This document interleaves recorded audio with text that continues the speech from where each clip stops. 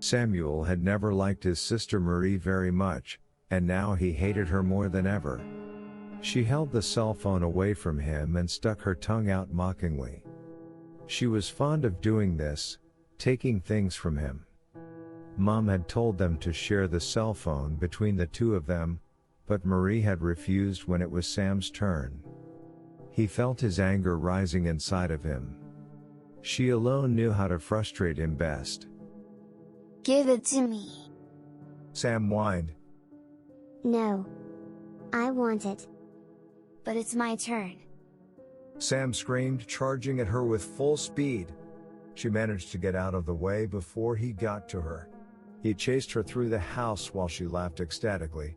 Marie was faster than most children in her age group, so she was the most critical runner on the track team. Sam couldn't hold a candle to her in a race. She was quick and agile, quickly navigating the furniture and other tight corners in the house. He chased her all the way downstairs, past the laundry room and the kitchen. She was forced to stop when they finally got to the basement. She grinded to a halt. Sam had no choice but to stop too. He wondered if it was another one of her tricks. Sam, look at that. She pointed at the basement. Sam looked. He saw nothing out of the ordinary. What is it? The door, idiot. What about it? Sam asked, bristling from the insult. Marie paid no mind to him. He was beginning to get irritated. Was the second one there before? Sam realized what she was talking about. It had not even come to his mind that there was a second door right beside the one they were used to. It was placed right where the wall should be. It somehow looked older than the one that was there before. The wood was rotting in some places and the door handle was rusted and flaky. Sam didn't like it one bit. There was a strange aura coming off the door that he couldn't put his finger on. A dark and sinister aura. We should probably go back. It looks scary.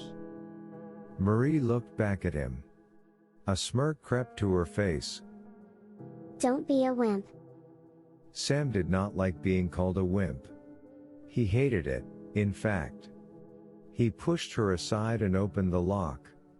He hesitantly swung it open to reveal what was inside the room. It was dark in there, nearly pitch black. Sam couldn't see a thing. He stood at the doorway for a moment, strengthening his resolve. Sam? Wait. He didn't answer. He took one step into the void. He could feel his heart racing in his chest.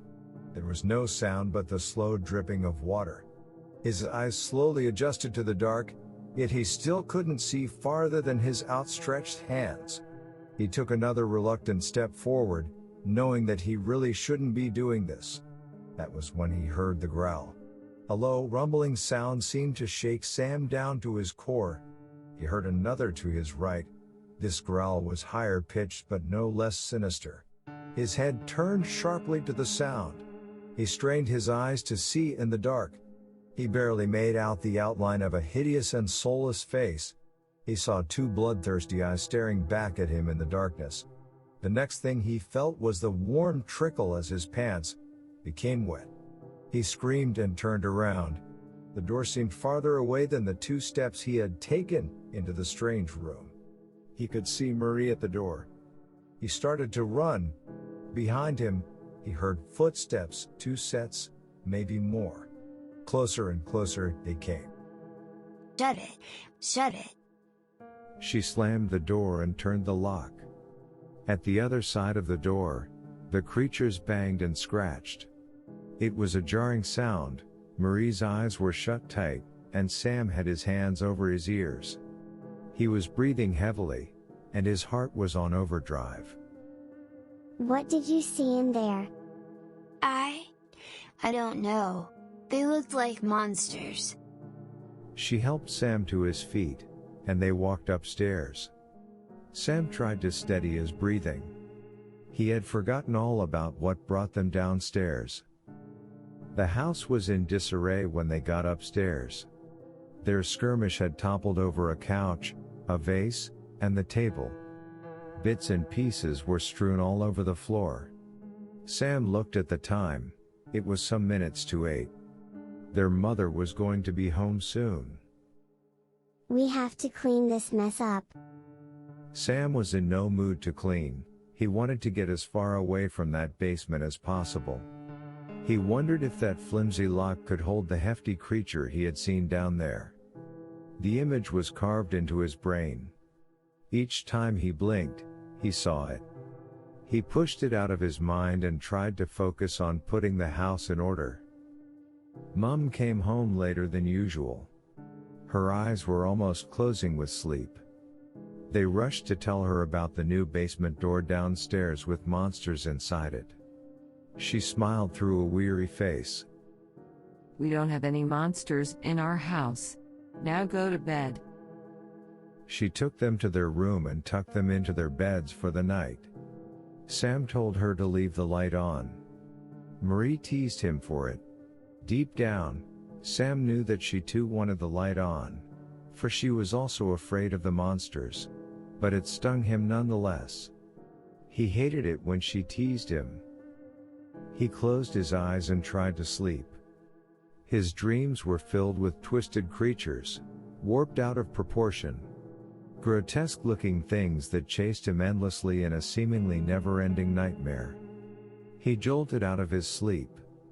He could sense it was deep into the night. He couldn't bring himself to go back to sleep. He couldn't even wake up his sister. He knew she would make fun of him for being a coward. He got out of bed. The hallway outside was dark compared to their room. He felt his way to the stairs leading to the basement. He flicked the light on. It bathed the lonely staircase with yellow light.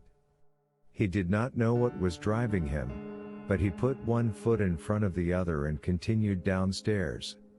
He stopped in front of the door. He tapped on it once.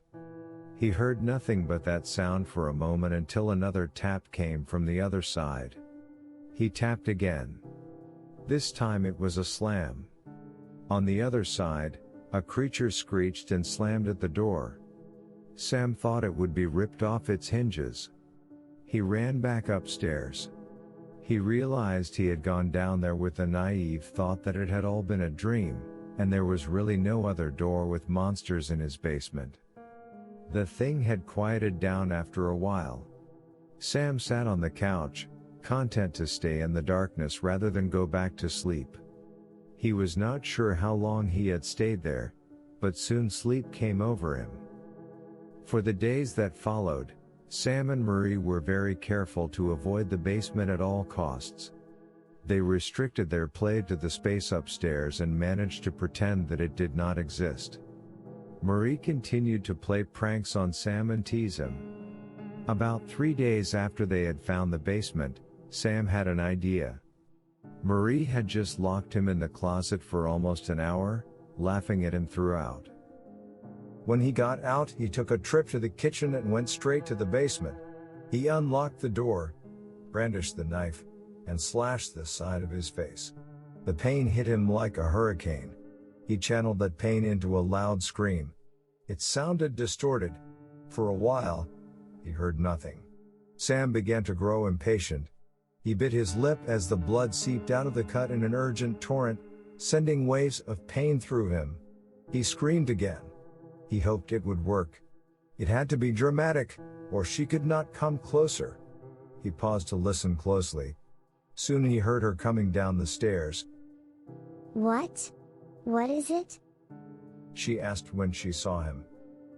For a moment, Sam thought he saw concern on her face when she saw the blood on the floor. Not that he really cared at this point. He waited for her to come closer. I hit my face on the wall. Come see. She took a quick glance at the door before coming any closer.